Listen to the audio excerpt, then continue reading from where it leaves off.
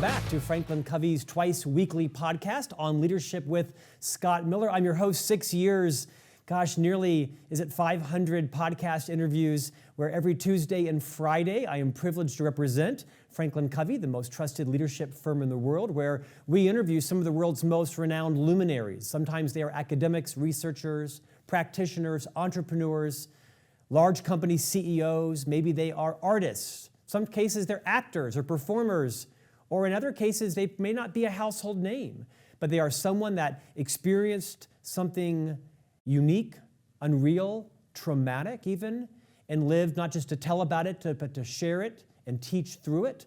We try every week, twice weekly, to shine our megawatt spotlight, that is FranklinCovey's global brand, on people that can make you a better leader, formally in your jobs, maybe informally in your families, to pour into you, to make you more effective as well. Our firm, of course, co-founded by the renowned author and icon, Dr. Stephen R. Covey. His book, The 7 Habits of Highly Effective People, has swept the world and changed tens of millions of lives, and it's an honor to be representing this firm on this podcast. Our guest today is multi-best-selling author. He is a Capitol Hill spokesperson, a former White House speech writer. He is a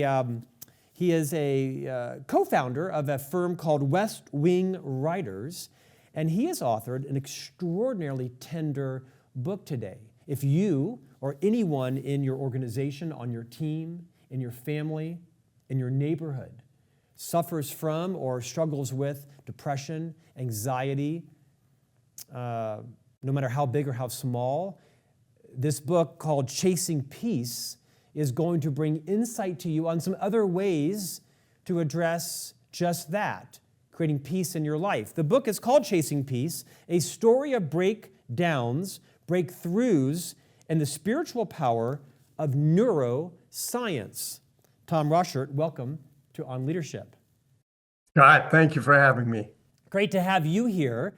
Now, you have an illustrious career as a writer, as a crafter of words, only fitting that you would write this book, by the way, endorsed by a litany of amazing people, including Maria Shriver, Richard Rohr, and others.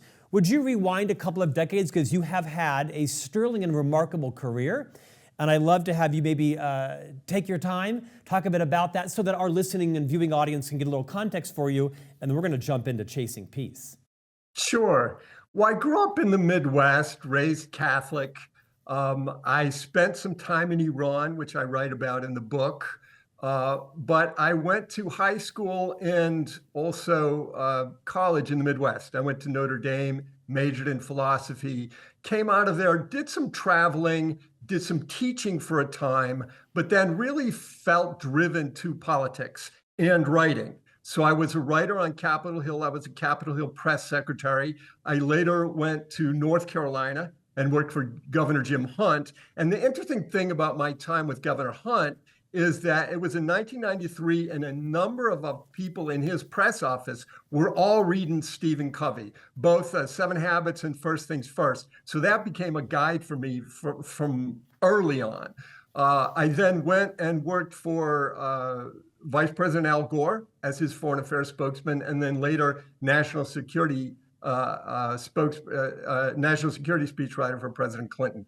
From there, I joined some White House speechwriters in founding West Wing Writers, and was there for 8 years, and then moved on from there to do pretty much the same thing for myself, going solo.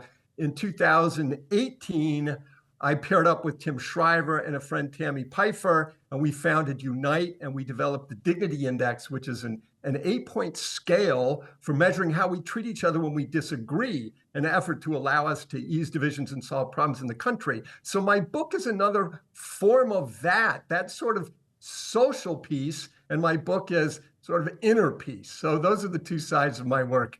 Scott, thank you for asking. I can't help but think that on a scale of 1 to 8 on the Dignity Index, we're pushing 1 right now, but we can talk more about that.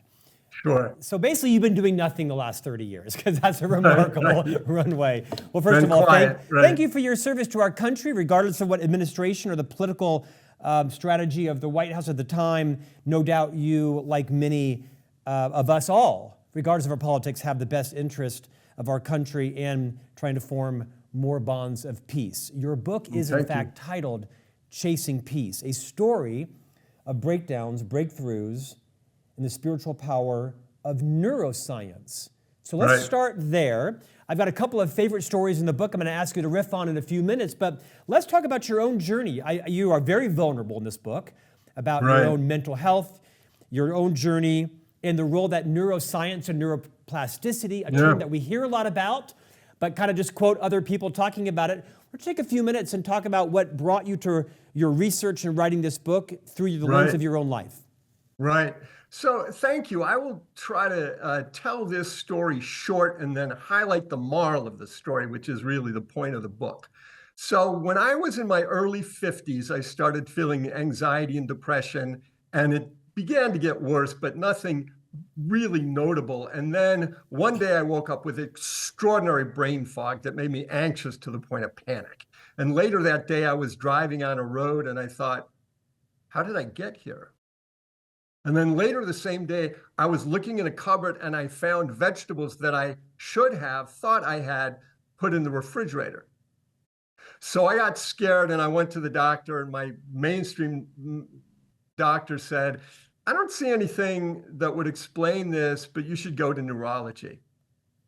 So I had more than a dozen tests at neurology, and they all seemed to come back with, this is abnormal, but we don't have a diagnosis and we don't have treatment. So my anxiety continued, and I began to go on websites and read books. And in the end, I started to think, am I reacting to mold? Am I reacting to chemicals? Am I reacting to certain foods? And then I found some doctors who were saying, yeah, you should avoid all those things. So I began avoiding certain things, and then I didn't get better, so I avoided more. And then this is over 8 years now, Scott. I got to the point where doctors were telling me you should get out of your house. You're living in a 100-year-old house in a humid area of Washington, D.C. You should go to an apartment that's very new and clean with no volatile organic compounds and designed for hypersensitive people like you. And you go there and your system will settle down and you'll get better. You'll be able to come back. So I went there and I did not get better. I got worse and worse. And then I finally came to a point where I had 2 psychiatrists looking at 2 different brain MRIs of mine. The first psychiatrist said, well, your brain is not exactly a train wreck, but I'll tell you, looking at this array of scan pictures, if you were a normal government worker, I would recommend disability. The other psychiatrist, looking at a different brain scan, said, wow, have you had an injury here? There's a lot of atrophy. I'm glad I don't have to be there with you telling you this, because this is really sad. I'm sorry. And that was the moment that I call breakdown. I had a bunch of stories, a bunch of practices, a bunch of approaches. I had plans and ideas for how I was going to get better. And at that point, I saw no way I could ever recover my life. And let me pause right now before I say how I did recover my life to say, here's what happened and what I know now. When I left my house to go to that apartment, there was one huge flaw in my plan to get better. I was taking my fear with me. I thought I was moving away from danger, but I was running away from fear. And when you run away from fear, the fear gets worse. And fear was the cause of my illness. It was a stress-based illness. So I was making myself worse in the name of making myself better. So I found, through a stroke of grace, in my view, I got a call from someone who said, would you like to join a support group for people who have what you have? And I said, absolutely. And she said, but let me explain. This isn't about air purifiers and supplements and taking saunas and chelating agents. This is about retraining your brain. And I said 100 times, yes, I want this. So I got this book called Wired for Healing by Annie Hopper. I read it in a day. I did DVDs. I did a program. And basically, it was someone who had been through what I'd been through, who cured herself, saying, I know what's going on. You're running from fear. Your limbic system is inflamed. Trust me. I know what I'm doing. Take my hand. Let's go. And the very things that you're afraid of, We'll do incremental exposure. We'll retrain your brain. I promise you won't die. And so to wrap it up, Scott, what happened was I moved back to my house. I dumped 81 bottles of supplements. I threw away all my air purifiers, and I was better than ever. And the real moral of the story is when I went to the apartment, I took a particular fear response with me. When I came back from the apartment to my home, I had a brand new fear response. And that was the turning point in my life. So Tom, I'm a little irritated with you because I had about 9 questions that I wanted to ask you in this interview, and now from that, I don't have time for those because I have other questions that I want to ask. And here's the first one. I'll bet you there are many people right now that just listen to that and they're thinking, I'm headed there. I'm on the edge. I don't want to go through all that Tom went through to hell and back. Are there some things today, like right now when we finish this podcast in 20 minutes, that I should start doing to prevent me from having to go there? You're not a physician, you're not a neurologist, you're not a psychiatrist, you're a practitioner, you're an experienced sufferer and healer. Right. You might say Right. self-healer. Are there a couple of things you would say, if any of that resonated with you and you feel this is your journey, right now consider doing these couple of things? Does it work that way? Sure. Well, I would say, first of all, in addition to looking at my book and highlighting chapter 9 and 11, I would say, look at the work of Dr. Howard Schubner, who has been for a long time helping people cure themselves from stress-based illness, from chronic pain and illness that their doctors can't figure out, that they can't cure, and they're sidelined from their lives. And then this is, I think, an intriguing hint. Dr. Schubner goes down the list of personal traits that are common for people with stress-based illness. And they tend to be hyper-conscientious, they try to do the right thing, they want to be liked, they exert themselves, they exhaust themselves in the service of... Stop. Yeah. This is way too close to home. Yeah, right. But so the beautiful thing in this is what we realize is we are trying to avoid feelings, certain feelings that we're afraid of. And the effort to avoid those feelings, and those feelings might be, maybe I'm not good, maybe I'm not that reliable, maybe I'm not the best dad, all these haunting things that we flee from with a soothing self-image. If we face the fear that drives those feelings, we can get free, we can heal.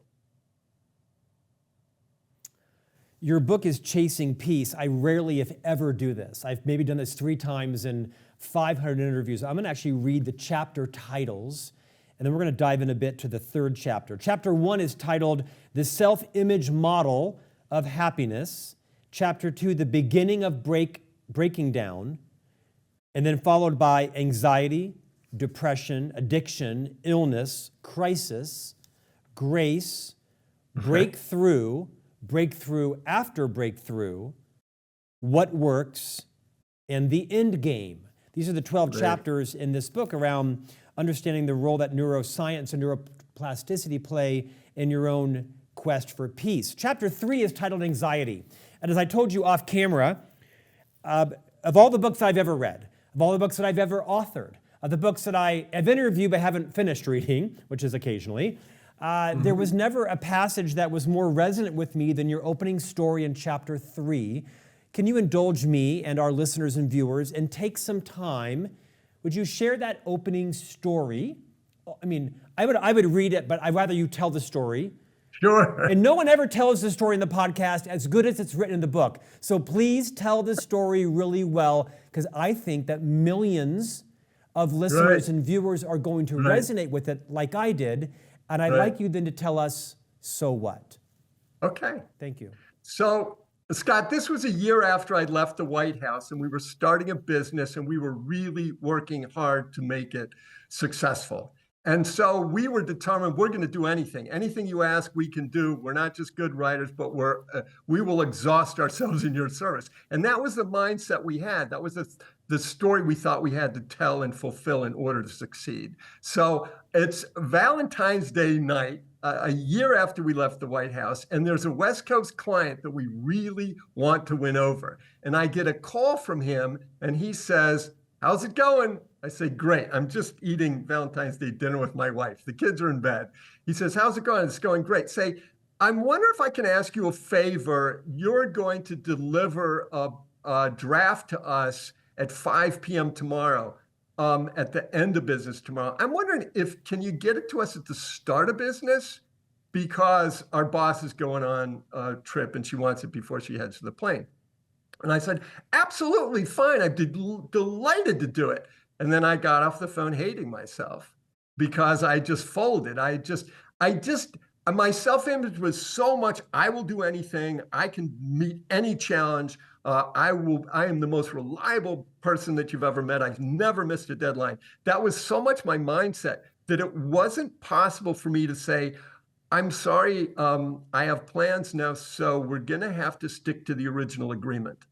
That wasn't in my vocabulary. So I told Molly dinner's over, and I booted up, and instead of working the next day from 9 to 5, I worked that night from 9 p.m. to 5 a.m. so I could deliver this. Someday I will stop hosting this podcast. And one of the insights I will take from all of the wonderful guests is the difficulty and strength that comes from setting boundaries. It was never a concept I could relate to. Quite frankly, some will be offended. I thought people who set boundaries were rigid, lazy, they weren't willing, they were self-centered. And I've come to learn that actually setting boundaries is about respecting yourself. It's about striving for peace. It's rooted in self-confidence. It's not rooted in arrogance. Oh, absolutely. And this is a learning that I've come. Teach a little more about that, because I've learned a lot from that in this book from you as well around achieving peace also requires you to have confidence and care about yourself as much as you care about other people. Well, when you achieve peace, you're not trying to fulfill a self-image, right? That's the difference, is that I talk about the first and second half of life, and the first half is trying to achieve this image and trying to be happy by achieving an image. And the second half is achieving peace by letting that image go. And once that image goes, you're not bound. You don't think, "I have to live this story to be happy." You think, "I don't want to stay up all night." And so that becomes very simple. And so I found over the course of this book, as I've reduced fear in a bunch of different methods, I've found that it's really easy now to ask for what I want. And it's really easy to say what I think. And before, it was either really fraught or just really burdensome. I couldn't do it at all. And so now it's quite a simple matter. One quick story about a deadline, because I said I've never missed a deadline. And there was a long period of my life where that was true. I'd never missed a deadline, but I couldn't figure out, is that a point of pride or is it a cry for help? So the first time I knew I was going to miss a deadline, it was for a book. And I was coming to the deadline and I thought, "Oh my God, I'm not going to miss it. I'm not going to make this." And I felt traumatized by it. And it took weeks for me to figure out, how am I going to formulate this? And could I really maybe do it? And then I finally talked to the person. I said, "I'm really sorry. I'm not going to be able to make that deadline." And she said, "Yeah, nobody thought this was a reasonable deadline anyway." I want to go deeper into self-image, because you write about it actually quite extensively in the book, what it is and how we create it. And it seems like a word we use pretty common. I think a lot of people think of it maybe as brand or reputation. Riff on that a little bit. What would our listeners and viewers benefit from today in their quest for peace about understanding how self-image is created, how we nurture it, how it takes over our lives? Give us a path to some insight on this. Right. Well, I think that the self-image develops because when we're kids, we act in particular ways that make us feel good, and we act in ways that make us feel bad. And we want the good feelings. We don't want the bad feelings. So we decide, I'm the kind of person who does these things, and I'm not the kind of person who does those things. But it's really a game of trying to hide from the feelings that don't feel good. So I would say the self-image right now to distinguish it from a plan for your life, right? A self-image is if you get upset, if you get deeply upset when people and events upset or contradict your self-image, then your self-image is something you're using to run away from feelings that you don't like. So they are not, when they contradict your self-image, throwing extra pain on you. They're actually releasing the pain that you created the self-image to avoid. So in one of the chapters, I was criticized by this woman for my bad parenting, and it was brutal. And I realized I had this story about I was a great parent to hide from the story that maybe I'm not that great a parent. Maybe I put my kids second far too many times. But if I can take an extra minute to give probably my favorite example of self-image, it goes back to the story of Socrates. When Socrates was explaining at his trial how it came about that he had a reputation for wisdom, he said that his friend Chaerephon, who seemed to be a bit of a prankster, went to the Oracle of Delphi and said, "Is anyone wiser than Socrates?" And the prophetess at the temple said, "No man is wiser than Socrates." And Socrates thought, well, this is nonsense. I'm not wise. So I'll just go find out someone who's wiser than I am, and I will disprove the oracle. So he goes from person to person in Athens, finding all the people with a reputation for wisdom, and he's startled to find that they're not wise, and he demonstrates with his questioning to them that they are not wise as the crowd gathers and giggles. And so as these people very engrossed in their self-image of wisdom and dining out on it and enjoying a reputation of it, are finding that self-image is stripped from them, and they killed them for it. So that's how important it is when we have a self-image that we're using to hide from feelings we don't like, and someone takes that self-image away, or people in events challenge that self-image, all kinds of pain gets unleashed. I've never said this to a guest, but I hate your book, because it's going to make me have to change. My wife and I are parenting 3 young boys that are 10, 13, and 14 right now. There's so many great lines in here from your colleague and confidant, Robert Johnson. Probably the worst damage is done when parents lay their shadow on their children.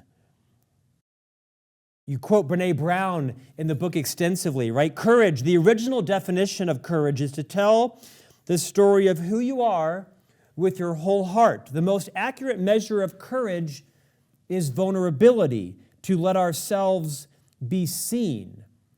Again, from Brené Brown, vulnerability is the birthplace of joy, creativity, belonging, love, innovation, and change. The book is extraordinary.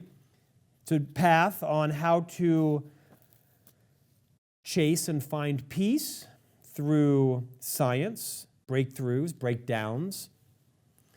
I'd be remiss if I didn't hear some of your stories about your career. You lived in the Middle East, and Iran in particular. You had an illustrious career as a political advisor, speechwriter. What are some stories or a story you might share with our viewers that they might find interesting? I mean, Iran is in the news right now because of what all that has happened recently with Hezbollah and with Hamas and with the fall of Syria and the destruction that Israel has wreaked on their infrastructure, their leadership, their scientists, their nuclear programs. In particular, what would you share about your time in Iran? I know it's a different topic altogether, but I'm riveted with perhaps your experience over there. Well, Iran is a land that's rich with the culture of Sufi poets. And Saadi and Hafez are buried there in Shiraz. Rumi, the great poet, wrote in Persian and lived in the area that is now present-day Iran. And this is really the true and honest spirit of Islam. And the idea that there would be people who use Islam to impose power on others, that's the real blasphemy. That's the tragedy of Iran right now, is it was a rich, vibrant land filled with talented people many of whom are out of the country, and they've lost their greatest resource because of the dictatorial powers of Khomeini and Khamenei. Looks like there could be hope for more freedom there and more expression. We'll see, obviously, how that unfolds. Before we end, Tom, what do you want your reader to take from this? Did you envision like a reader experience? Did you envision someone reading this book over 12 weeks or 12 months? It's not the kind of book you read in a sitting. If you're serious about chasing peace and working with your own self-image, how would you advise people who buy the book and pick it up to experience it and absorb it and learn from it, heal and move forward? Well, they teach me what's in the book by what they resonate with. But what I found out more and more and gives people pause is my feeling, having gone through the book, I started the book thinking that stillness of thought was the essence of peace. And now I think stillness of thought is a mark of peace, but the essence of peace is to be unafraid of any feeling. And maybe the one best one-line guide in the book is Dr. Patricia Coughlin's line, "The full and direct experience of previously avoided feelings is the key to healing." And so if that is going to be valuable to leaders and people who run organizations, I would say the first temptation of power is to use your power to avoid your pain. And if people can learn how to face those feelings that they've put aside, immediately their capacity for enduring emotional pain becomes great and their capacity for enduring relationships rises. So that's what I would single out as a benefit for leaders who rely on FranklinCovey for guidance and instruction. That's very kind of you. You write chapters about depression, addiction, illness, crisis. You also write a whole chapter about grace. I mean, you've had some tragedy around you, right? With illness in your family and siblings Right. passing and your brother who succumbed from AIDS and had a drug addiction and all kinds of issues, your parents. What do you want to remind us about the role? What do you want to remind us about the role that grace can play in our lives, grace with others and grace with ourselves? We hear this word a lot in a religious and spiritual context. Teach us a little bit about grace and we'll let you go.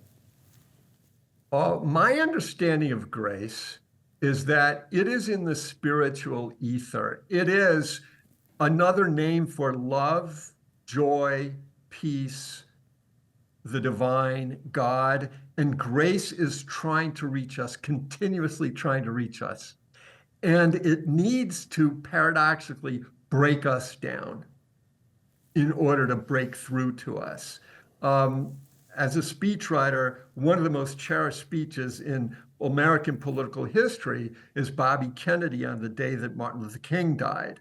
And he quoted Aeschylus, and he said, "My favorite poet is Aeschylus," and he once wrote, "Even in our sleep, pain which cannot forget falls drop by drop upon the heart until in our own despair, against our will, comes wisdom through the awful grace of God." What he's saying there, and tracing it 25 centuries ago to Aeschylus, is that grace is there in the midst of our darkest moments. And if the book can help, it's to allow someone to look into the darkness and see the light. Tom Rosshirt, your book is Chasing Peace, a story of breakdowns, breakthroughs, and the spiritual power of neuroscience. I love that Maria Shriver endorses it, saying a spiritual roadmap to a better life. Mic drop. Thanks for your time today. The book is very tender. I will be rereading it. I'll be reabsorbing it. I'll be buying some Kleenex and throwing out my supplements and working on what you teach. It's very practical, but maybe even new and progressive around neuroscience and neuroplasticity and how you don't claim that all depression, all anxiety, and everything can be cured by yourself. Certainly, you're a user of, and you've certainly interviewed lots of scientists around the value that medicine and therapy and others can help with this as well. Absolutely. So, you're a class act. I'm honored to have featured your book on FranklinCovey's podcast, and I've built a friendship between us. Thank you, Tom. Thank you so much. And we'll see you back here next week for a new conversation on leadership.